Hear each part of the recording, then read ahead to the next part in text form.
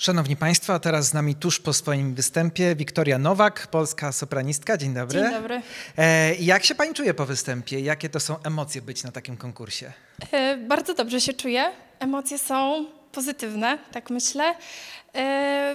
Kolejne nowe, fajne doświadczenie, tak mi się wydaje, przed takim zacnym gronem, zwłaszcza bardzo fajnie. Chciałem się zapytać, skąd Pani dowiedziała się o Adzie Sari? Jak Pani się na tym konkursie znalazła? Właściwie jak z wszystkich konkursów to uczelnia, studenci, którzy już studiują bądź studiowali, brali udział i tak zawsze oglądałam transmisję, interesowałam się, aż w końcu nadszedł ten czas, kiedy to ja po prostu mogłam wysłać nagranie i dostać się do konkursu. Czy ma Pani duże już doświadczenie takie konkursowe, czy raczej Pani dopiero stawia w tym pierwsze kroki?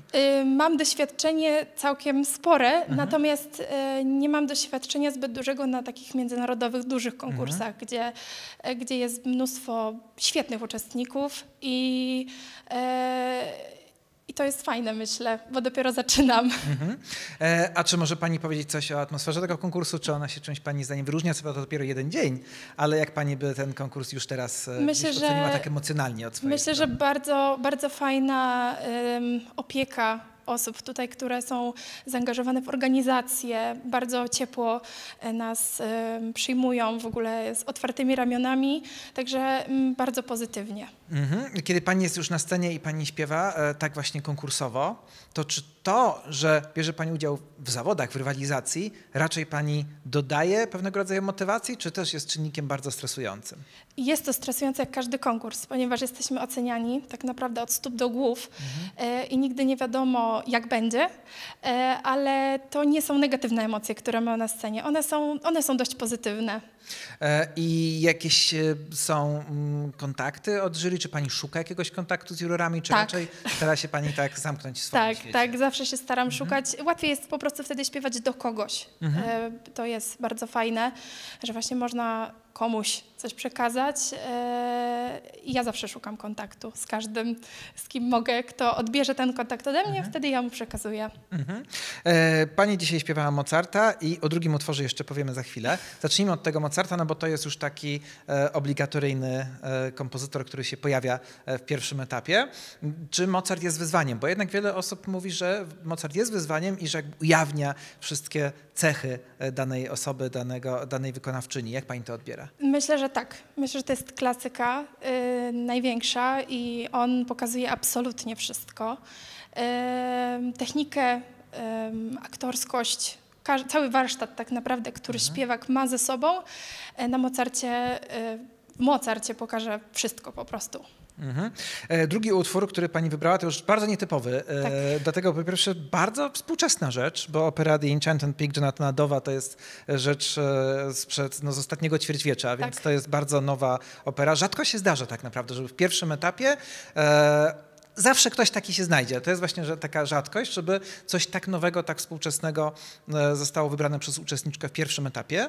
I od razu też zapytam, że utwór po angielsku to też niekoniecznie jest ten najbardziej domyślny język śpiewu klasycznego. Dlaczego właśnie Jonathan Dove? Uwielbiam ten utwór. Jest totalnie aktorski, ale też trudny wokalnie. On ma bardzo dużą tesiturę, bo są i doły, i są i góry i można w nim bardzo fajnie się po prostu zaprezentować.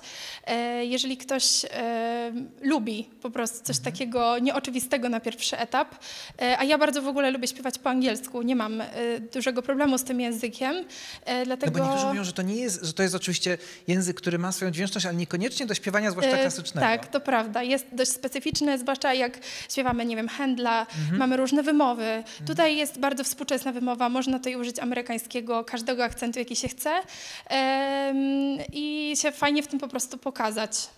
Było czuć w czasie Pani występu właśnie to, że cieszy Panią też ten aktorski aspekt tego wystąpienia.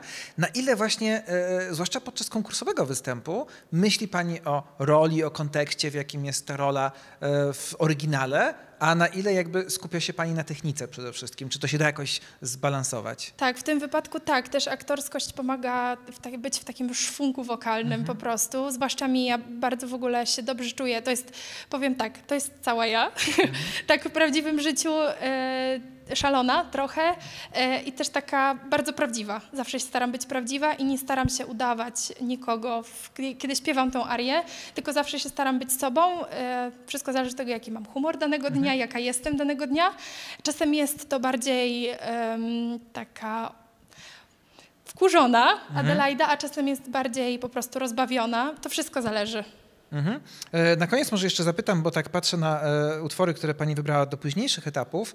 Mówiliśmy trochę o tym angielskim, ale jaki jeszcze język jest dla pani szczególnie jakiś taki lubiany w śpiewaniu? Ja powiem szczerze, że ja lubię każdy język. Każdy ma swoje plusy w śpiewaniu, każdy ma swoje minusy. Myślę, że jednak większość ma plusów. Francuski jest dość trudnym językiem do śpiewania, ma swoje różne charakterystyczne cechy, ale wszystko w śpiewaniu da się zrobić, że tak powiem.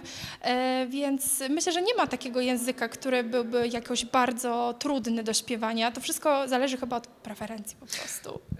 Bardzo dziękujemy i życzymy w takim razie powodzenia i może będzie jeszcze okazja w późniejszych etapach porozmawiać o śpiewaniu po polsku. Tak, dziękuję bardzo. Wszystkiego dobrego, dziękujemy.